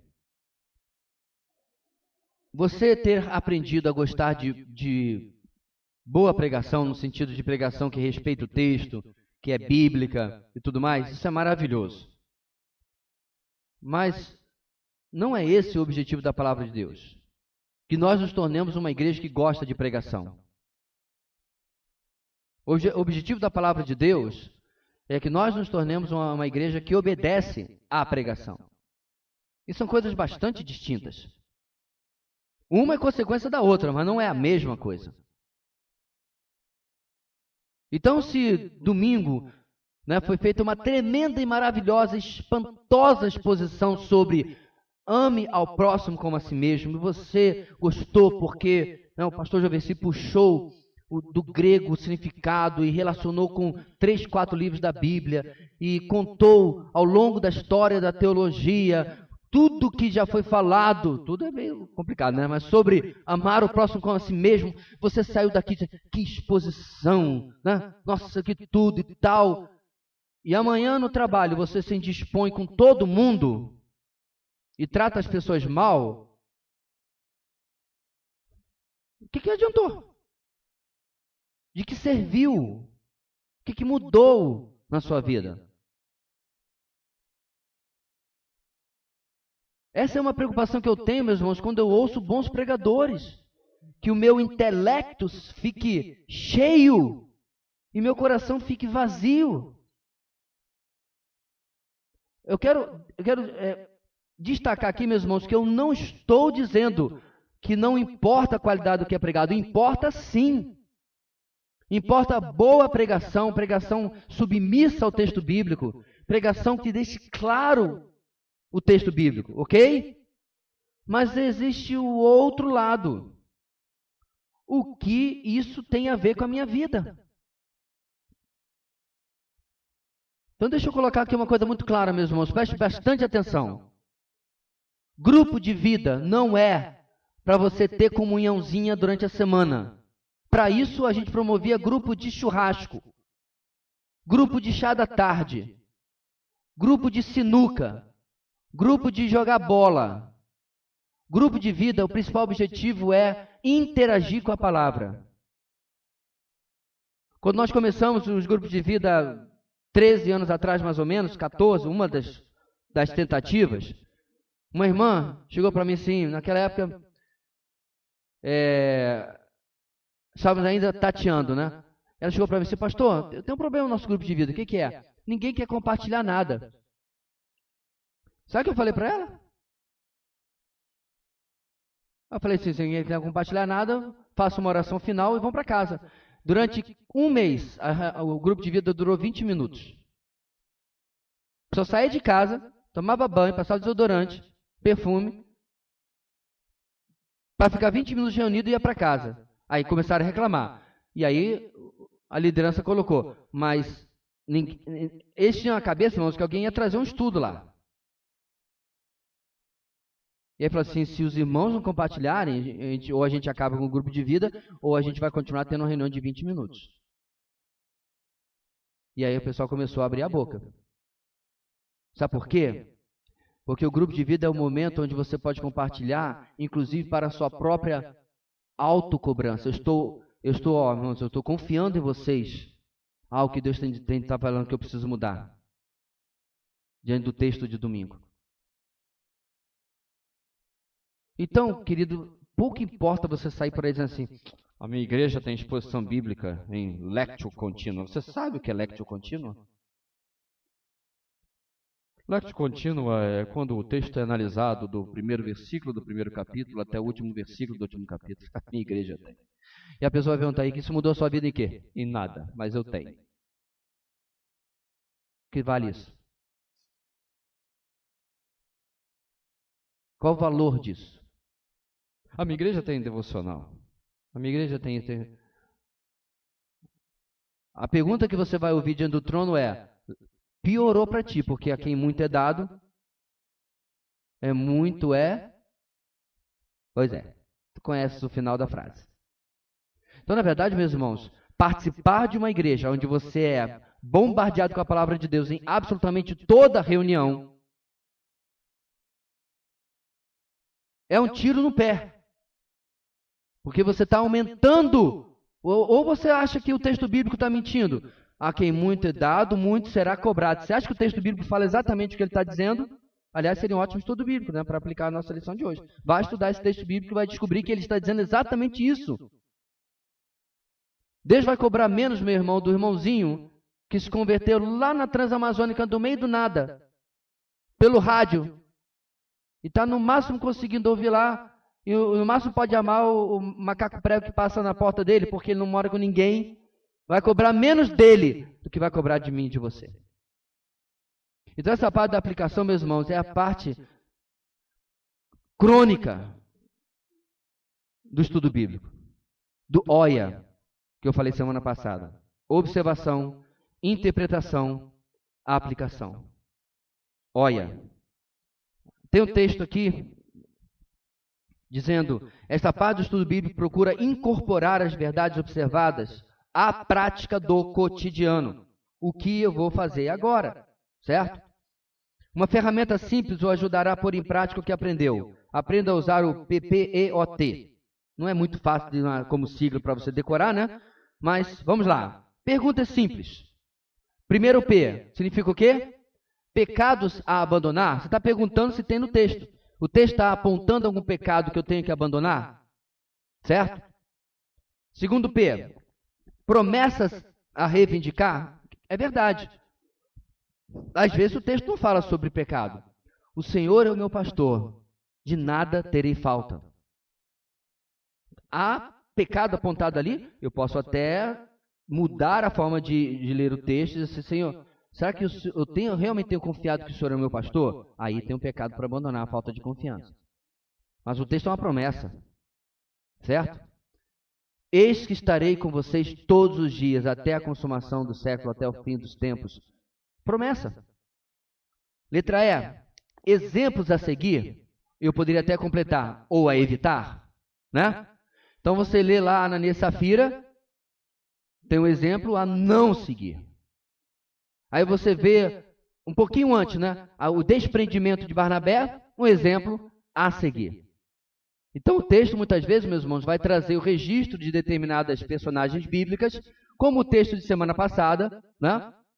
Paulo e Silas, à meia-noite, cantando hinos, num louvorzão, na marcha para Jesus, com um carro de som emprestado de político. É isso que o texto diz, irmãos? Não. Paulo e Silas, à meia-noite, presos, inclusive pelos pés no tronco, orando e louvando a Deus. E aí? É ou não é um exemplo a se imitar? Dificilmente a gente vai estar numa prisão preso pelos pés, mas nós vamos passar por momentos muito difíceis, ou já passamos, e eis a atitude dos servos de Deus diante desse momento. Letra O, ordens a obedecer. Esse é um grande problema, irmãos, nossos com os imperativos. Especialmente se eles são bíblicos. Nós temos a ideia de que é uma sugestão muitas vezes. Como se Deus estivesse sugerindo alguma coisa naquele texto e não ordenando alguma coisa naquele texto. Então, meus amados, Atos é uma narrativa, onde nós estamos no domingo à noite. Ele realmente vai ter poucos imperativos nesse sentido, diferentemente das epístolas, diferentemente de Tiago. Mas os exemplos dos irmãos ali, ao meu ver, se transformam em ordens a obedecer. Porque eles estão obedecendo Atos 1:8, vocês serão minhas testemunhas, tanto de Jerusalém como toda a Judéia e Samaria e até os confins da terra. Então, enquanto eu estou caminhando em Atos, e nós estamos no capítulo 17 agora, o questionamento que eu venho trazer é o seguinte: a minha vida e a vida desses irmãos de Atos, como é que eu faço a comparação diante de Atos 1:8? Eu tenho vivido isso daqui? Ou minha vida é, né, o curso de inglês, o balé, a aula de cerâmica, a capoeira dos meus filhos e a minha pós-graduação, a minha universidade, todas essas coisas que eu mencionei, não tem um pecado sequer, mas se tornam pecados, como tudo isso é só em torno do que a minha vida gira. É o meu esporte preferido, é o meu lazer preferido, é o que quer que seja.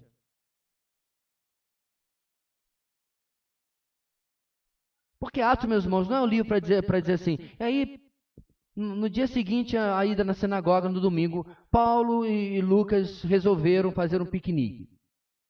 Mas eu tenho certeza que Paulo e Lucas faziam piqueniques. Eu não sei como é que era a questão do esporte na época, mas de repente eles acompanhavam, né, os jogos greco-romanos. Talvez Paulo tinha até uma camisa. Porque eles não eram os anjos desencarnados. É isso que o texto realmente nos mostra. Olha o que esses homens faziam com a sua vida enquanto viviam a sua vida. Isso é para mim uma ordem.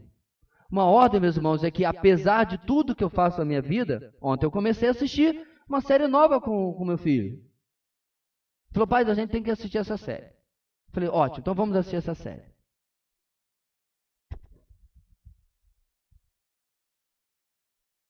Mas o que eu tenho que examinar, meus irmãos, é que se isso é tudo que eu estou fazendo na minha vida, se tudo que eu estou fazendo na minha vida reduz a trabalho, lazer, eu. E Atos é uma confrontação de pessoas que largaram as suas vidas rotineiras para obedecer ao mandato de Deus. Pastor, se Deus não quer que eu saia daqui e vá para Macedônia, o que eu faço? Veja se pelo menos você está fazendo o que Deus deseja que você faça. Pastor, o que Deus deseja que você faça? Não sejamos hipócritas. Mateus 28 e Atos 1:8 está aí há séculos. Não há absolutamente nada, meus irmãos, a ser interpretado mais sobre esse texto que já não tenha sido interpretado. Então, se você está chegando perto da sua festa da aposentadoria, você está trabalhando 40 anos do lado do Sinfrônio, e há 40 anos esse Sinfrônio nunca ouviu do Evangelho, meu irmão, você ainda não se arrependeu do pó e na cinza, por quê? Por quê? Porque esse é o problema, meus irmãos, que nós temos com as ordens bíblicas. Nós criamos as famosas cláusulas de exceção. Não é só o negócio lá do divórcio que tem a suposta cláusula de exceção, não. Nós criamos para todas as ordens bíblicas. Perdoem-se uns aos outros, como Deus em Cristo os perdoou. Ótimo texto, pastor. Esse texto é muito bom. A não ser que seja o Sinfrônio. Porque o senhor não sabe o que o Sinfrônio fez. Não é assim que a gente se comporta? As ordens estão lá. Eu vou comprar um livro sobre perdão. A pergunta que não quer calar é: para quê? Se eu vou ler e vou aprender tudo sobre perdão, mas eu vou continuar odiando o Sinfrônio. Eu não quero ver o Sinfrônio nem pintado de ouro.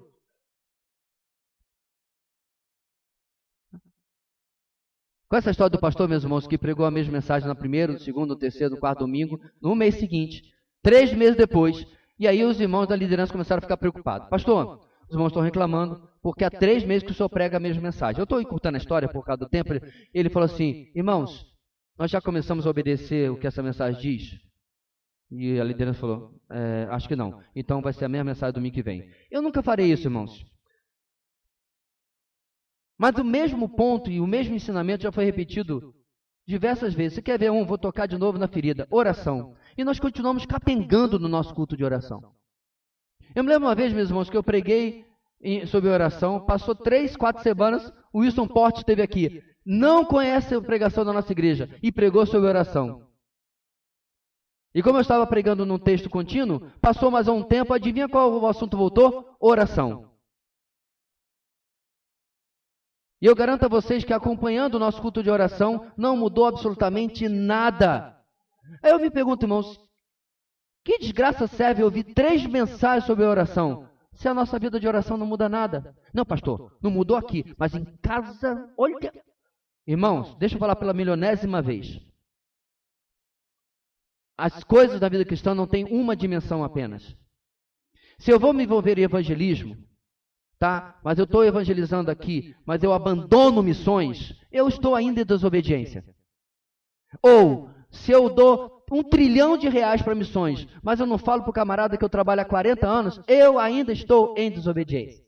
Então, se em casa, né, a cerâmica está até gasta, de tanto que eu ajoelho ali naquele mesmo lugar, mas eu não estou nem aí para a vida de oração da minha igreja, eu ainda estou em desobediência. É por isso, meus irmãos, que a aplicação é um negócio tão complicado, porque a nossa tendência na aplicação é fazer coisas como, diante desse texto eu tenho que ser um crente melhor. Que desgraça é um crente melhor? Sobre o que o texto falou, seja específico. Diante desse texto, eu preciso amanhã procurar o fulano e pedir perdão. Isso é ser um crente melhor. Naquele ponto ali que o texto está falando. E aí tem uma letra T aí, meus irmãos, tropeços a evitar, ou seja, é quando o texto nos avisa sobre o que eu não estou fazendo, mas cuida, né? Olha no futuro algo que pode ser uma armadilha para você. Tá? Tem um texto, agora me fala se é Provérbios Eclesiásticos, que eu gosto muito, que eu aprendi com o Esmilinguido. Lembra dele, da formiguinha? Porque tinha um quadrinho do Esmilinguido, que ele estava com o olhinho só aqui, e esse texto nunca mais esqueci, irmãos. Achei interessante que Deus usa as coisas mais bobas, né, para gravar na nossa mente. O texto fala assim, o justo apenas vê o mal com os olhos e se esconde. Ele não vai lá, deixa eu ver se é mal mesmo. Não, ele fica. A Bíblia já está dizendo que é mal. Deixa eu ver se esse julgo desigual aqui é mal mesmo. Não, a Bíblia já disse que é mal. Deixa eu ver se a sensualidade arruína a minha vida mesmo. Não, a Bíblia já disse que arruína. Deixa eu ver se a avareza vai realmente causar tanta desgraça na minha vida. Não precisa, porque a Bíblia já diz que o amor ao dinheiro é a raiz de todos os males. Então, se eu não tenho amor ao dinheiro, avareza, eu não vou nem testar, porque o tropeço já está avisado pela Bíblia que existe. Embora cada passagem da Escritura possua apenas uma interpretação, aí agora que eu falei, irmãos, uma interpretação correta, pode haver nela muitas aplicações. Por isso que eu posso pregar 100 vezes em um determinado texto e ainda assim a mensagem não será a mesma. Letra E, quinto passo, irmãos. Repetição. O estudo da Bíblia é um processo repetitivo. Os passos 2, 3 e 4, o OIA, né, são usados várias vezes no estudo de um mesmo versículo. Observe, então interprete e então aplique. Você pode escolher fazer isso para cada palavra, frase ou pensamento nas Escrituras, né? Quanto mais tempo você se detiver no versículo, mais profundo será seu entendimento dele. É por isso, meus irmãos, que um devocional corrido, ele raramente será um devocional de qualidade. Corrido, enquanto você consulta as redes sociais e responde o WhatsApp e frita um ovo. Fica um lugar calmo, sereno, tranquilo. Fica um lugar que você não tem interrupções. Onde você possa realmente ouvir a voz de Deus, ouvir a palavra de Deus. Ok? Vamos ler esse texto, irmãos, que está aí na sua Bíblia, na sua apostila, na página 32. É necessário estudar a Escritura para ser abençoado. Não sei você, mas eu gostaria de ser feliz, ou seja, ser abençoado, ao invés de triste. Eu gostaria muito de ser feliz ao invés de ser miserável. Eu sei que a vida é feita de momentos felizes e momentos miseráveis. Também sei que quanto mais eu estudar a palavra de Deus, mais feliz serei. não importam as circunstâncias. A palavra de Deus me faz feliz. Continuando. Ela é prática. Quando você vê uma pessoa miserável, a primeira pergunta a fazê-la é... deixa eu só fazer uma correção aqui, irmãos. Miserável, na verdade, é uma tradução literal de miserable, em inglês, que significa triste, tá? Então fica meio estranho, porque miserável faz uma pessoa pobre, né? Mas não é isso que o texto está dizendo, não é isso que o John MacArthur está dizendo, tá?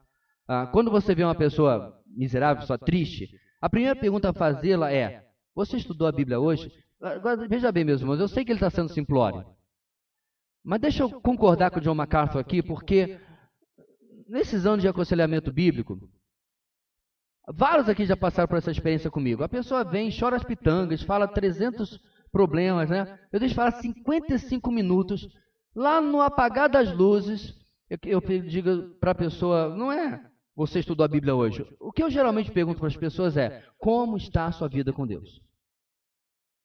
Não precisa levantar a mão não aqui, mas vários aqui já ouviram isso aqui de mim. Porque eu não sou cartomante. Eu não sou aquele cara do filme do Tom Hanks, o que ele vai lá para botar o mago lá de Mirador, o adivinhador. Isso não é o papel do conselheiro bíblico. O papel do conselheiro bíblico não é lhe dar as respostas que você já devia saber através da Bíblia, se você não está procurando. Então a primeira coisa que você deve averiguar é se a pessoa tem vida com Deus. Vai ouvir Deus como? Como que ela vai ouvir até seus próprios conselhos se ela não ouve a palavra de Deus? Ok? Então, só para você entender essa pergunta dele aqui. Essa simples pergunta é a resposta para o seu problema. O Salmo 1, 1 e 2 nos diz: como é feliz aquele que não segue o conselho dos ímpios, não imita a conduta dos pecadores, nem se assenta na roda dos zombadores. Ao contrário, sua satisfação está na lei do Senhor, e nessa lei medita dia e noite. Eis um homem feliz. O homem feliz, a mulher, é aquele que estuda a Bíblia. Então veja bem, meus irmãos, não é uma colocação simplória, não é uma colocação simplista. Ninguém está minimizando a resposta das coisas. Quando a gente fala que a Bíblia tem a resposta para todos os problemas não orgânicos dos homens, a gente está falando sério. Então, quando eu falei para uma pessoa nas redes sociais que me perguntou sobre depressão, eu falei assim: a primeira coisa que eu averiguaria é se essa pessoa tem vida com Deus, vida de Bíblia e oração. Aí a resposta da pessoa, né? Para vocês a resposta de tudo é ler a Bíblia. Eu não falei que a resposta de tudo é ler a Bíblia. O diabo lê a Bíblia. Ele está mal, segundo as últimas pesquisas. Claro que não é. Só que a pessoa quis, né, com o argumento de espantalho, dizer que eu estava minimizando o estado ou o tratamento, o acompanhamento de uma pessoa em depressão. Eu falei, não. Eu falei que sem ela estar conectada na fonte, se ela está fazendo os mínimos esforços, não tem condição de ajudá-la. Ela está como um prego assim querendo ir para o fundo. Eu falei, abra os braços, boia, faz alguma coisa. E essa coisa, meus irmãos, inicial, primeira, no seu problema espiritual, é reatar o seu relacionamento com Deus. Alguém disse para mim uma vez: pastor, estou tão mal que eu não consigo nem orar. Eu falei, não é verdade. Você não quer orar. Porque qualquer atitude que você fizer acaba com a autopiedade que você está sentindo pelo seu estado. Você começou a fazer alguma coisa, você não vai poder mais nadar no seu mar de autocomiseração. Porque mesmo quando alguém fala assim, eu não consigo orar, não veja essa pessoa como uma pessoa humilde. Na verdade, isso é vaidade, isso é orgulho. E a pessoa não dobrar-se diante de Deus. Ninguém está dizendo que você não consigo fazer aquela oração. Deus que abriu o mar vermelho, Deus de Abraão, Isaac e Jacó. Deus da união hipostática. Ninguém está falando para você fazer uma oração complicada. Se ajoelha e chora.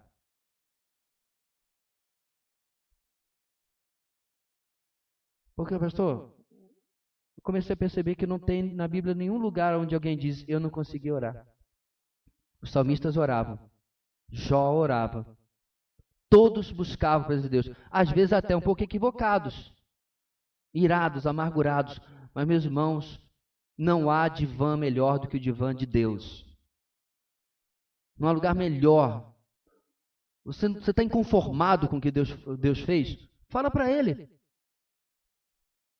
Ele não é de porcelana, ele não quebra. Pastor, Deus parou de me ouvir porque eu magoei os sentimentos de Deus. Isso não existe. Nosso Deus não é floco de neve. Na verdade, meus irmãos, quando a gente começa esse processo de sinceridade com Deus, que desabafa, a gente começa a se ouvir do que a gente fala para Deus, começa um processo de mudança na nossa vida. A cura começa aí. Depois de você jogar tudo desabafado, Deus falou assim, acabou? Agora, para lembrar o que ele falou com Ezequiel, né? Agora, fique de pé que eu vou lhe falar como homem. Porque Deus também não alisa, não passa a mão, não põe no colinho. Ele trata você como um ser humano inteligente, competente, capaz de estar no controle, inclusive, das suas emoções e seus sentimentos. E tudo isso vem, meus irmãos, de aprofundamento na palavra.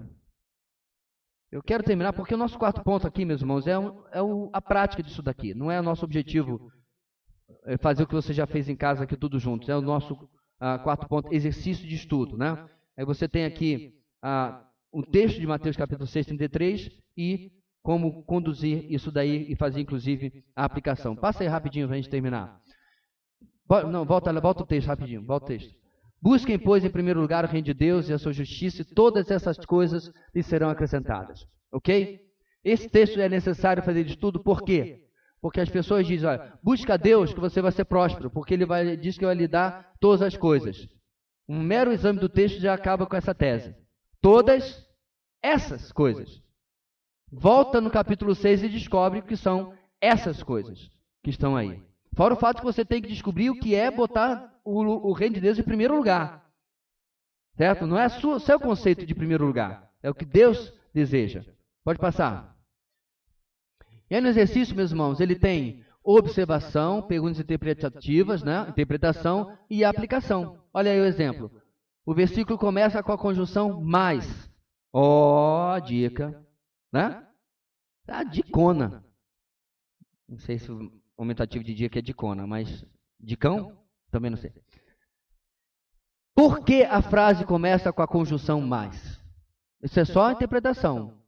A aplicação. O versículo está ligado aos versículos anteriores. É necessário ler Mateus 6, 31, 32 para estabelecer o contexto. E eu diria, na verdade, até mais do que 31, 32. Viu só? Eu peguei uma palavra e consegui uma aplicação sobre o próprio exame do texto. Ok? Uma palavra-chave, buscar ou buscai. O que significa? Que ação o verbo buscar requer? Buscar significa apenas procurar? Ou significa prioridade? Certo? Significa perseguir, procurar, é um mandamento. Então significa o quê? Eu vou examinar a minha vida e começar a fazer avaliações. Quer ver um bem precioso? Não é sua conta bancária, não é o seu carro do ano ou do ano de 90 e pouco, não é. É o seu tempo. Esse é um dos seus bens mais preciosos, meus irmãos, que realmente revela o seu coração. O seu tempo. Tempo que você dá para Deus e para as pessoas revela o valor que você dá para Deus e para as pessoas. O verbo buscar ou buscar está no tempo presente. O que o tempo presente indica? Aplicação, que é algo para agora, certo?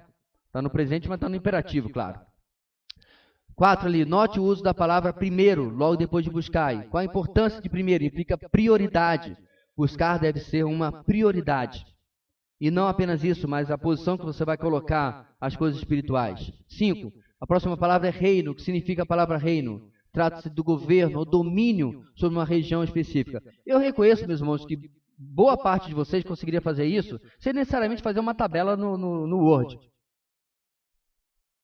Mas se você não consegue, não é vergonha, não é problema nenhum.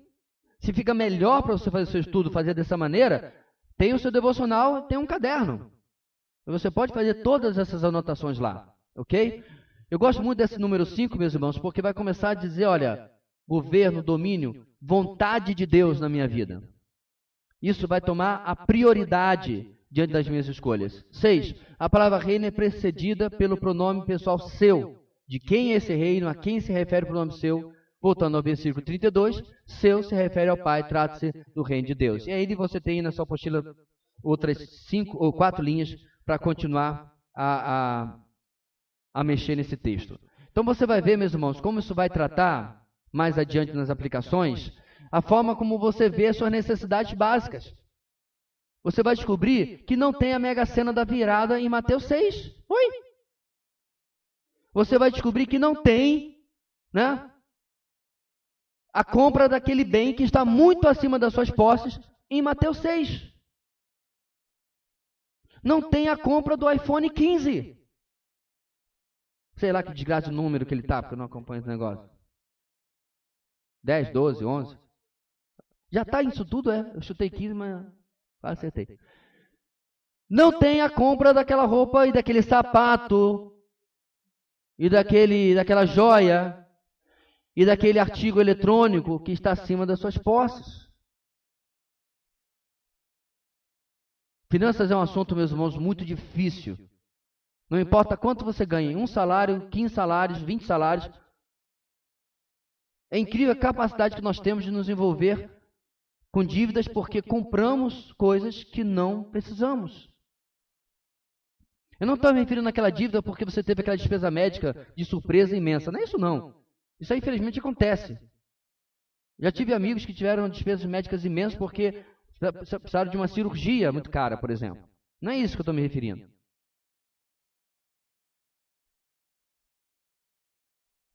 Mas porque você comprou o Camaro amarelo, que viu passando na rua, 300 mil reais. Está pagando agora parcelas de 6 mil por mês. Está pouco, né? Sei lá. Entendeu? Mas porque a entrada foi grande. Ele deu a casa de entrada, mas está andando de Camaro amarelo. Está morando no Camaro. O ponto aqui, meus irmãos, que Mateus 6,33 você sabe de cor. Mas se você fizer um estudo do capítulo 6, você vai descobrir que você não sabia tanto assim. Não era tanto verdade na minha e na sua vida. Ok? Muito bem. Na última parte, meus irmãos, rapidinho. Anote uma aplicação baseada em suas observações e interpretações usando o quê? O PPEOT no passo 4 lá. Certo? Se tem pecado ali, se tem ordem, se tem promessa, que se tem algum tropeço sendo avisado e assim por diante. Pode passar. Aí você vai colocar lá, você tem investido bem em suas 168 horas semanais? Sabe por que está fazendo essa pergunta, meus irmãos? Por causa de Mateus 6,33. Quer ver só? Semana passada eu falei sobre leitura de um livro por mês. Um livro por mês. Eu nem falei da grossura do livro. Eu comecei a ler um livro, alguns dias atrás, de 665 páginas.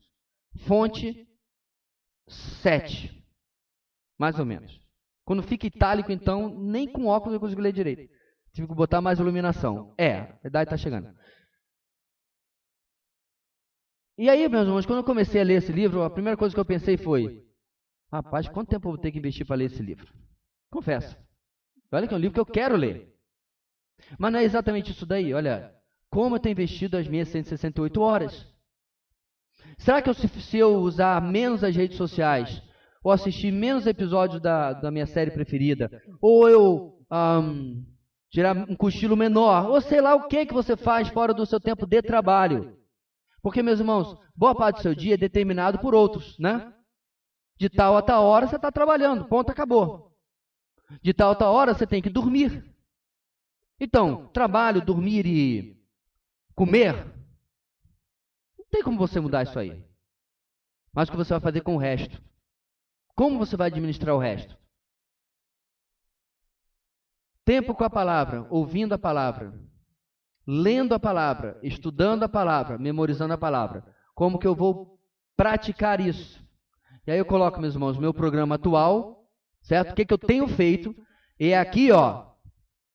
É aqui que o mais incrível, a gente mente para nós mesmos. A gente faz aquela avaliação e arredonda para cima.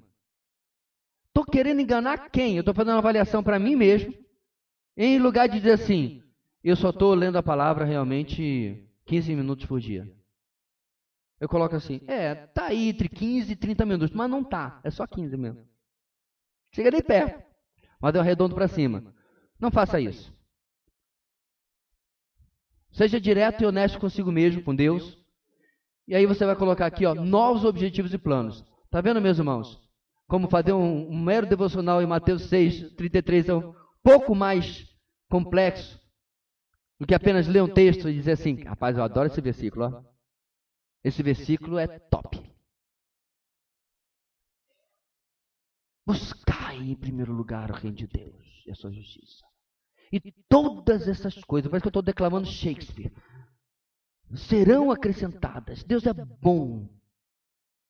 Por que eu estou dizendo que Deus é bom? Porque eu só estou prestando atenção na parte do serão acrescentadas. Só que o texto tem um monte de coisas antes, meus irmãos, que dependem de atitudes minhas. Lembra da felicidade diagnosticada por John MacArthur agora há pouco? Ela depende de uma nova postura, terceira coluna, diante da palavra de Deus. Último texto, irmãos, do nosso estudo. Está aí? Ou esqueci de colocar? Tá. Vamos ler juntos, irmãos, para encerrarmos? Vamos lá? É necessário também estudar as Escrituras para ajudar outros. Você realmente não pode ajudar alguém se não souber do que ela precisa. Deus nunca premia a ignorância. Sua ignorância não pode ajudar nem a você mesmo, quanto menos os outros. Afinal de contas, o cristianismo tem tudo a ver com ajuda mútua, não é mesmo? Qual é a melhor maneira de ajudar alguém com problemas? Mostrando a solução de Deus para seus problemas. Qual é a melhor maneira de resolver um problema? Conhecendo o que a Bíblia diz sobre aquele problema e como solucioná-lo. Assim, você será capaz de ajudar outros, quando conhecer a palavra de Deus. Por exemplo, 2 Timóteo 2,2 nos diz que devemos instruir homens fiéis para que possam instruir a outros. Portanto, meus irmãos, conhecer a palavra de Deus e manejá-la corretamente, como diz 2 Timóteo 2,15, não é uma admoestação, uma exortação apenas para pastores. É para você, meu querido irmão em Cristo. Se tem, eu não gosto de resoluções de ano novo, mas já que vai virar o calendário, que é apenas isso que realmente vai acontecer, comece logo a sua leitura bíblica anual de 2020. Para que esperar? Aproveite as férias, alunos. Você tem mais tempo. Por dia, quantos alunos nós temos aqui de qualquer coisa? Ótimo. Por dia você tem 4 horas a mais, até mais ou menos o final de janeiro. 4 horas a mais. É verdade. Dá 5 episódios da minha série. Não! Por tudo que é mais sagrado. Invista o seu tempo em outra coisa. Aprofunde nesse tempo na palavra de Deus. Tem gente que está pensando assim, nossa, quantas peladas cabem em 4 horas? Finalmente eu vou para aquele spa que tem lá na Getúlio Vargas. Não! Faça algo diferente, meu irmão, com o seu tempo. Invista de outra forma. Dê trabalho aos irmãos da biblioteca, da livraria, enfim. Mas acima de tudo, faça aplicações na sua vida espiritual. Que as pessoas que melhor lhe conhecem, talvez seu cônjuge, não consigam deixar de perceber. Seus pais, seus filhos, seu amigo mais próximo.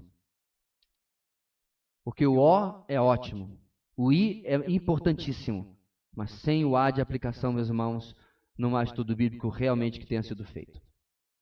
Deus querido, muito obrigado pelo tempo que tivemos hoje. Muito obrigado, Deus, pelo aprendizado, que nós possamos aplicar de verdade o que aprendemos sobre observação, interpretação e aplicação em nosso estudo da Tua Palavra.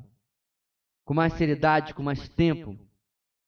Que não saiamos daqui, ó Deus, como quem ouviu algo, concordou, mas que não vai viver. Mas possamos praticar de verdade. Dá-nos um domingo de descanso e à noite que a Tua igreja seja reunida para celebrar o Teu nome. É o que oramos em nome de Jesus. Amém. Graça e paz da parte do nosso Senhor e Salvador Jesus Cristo.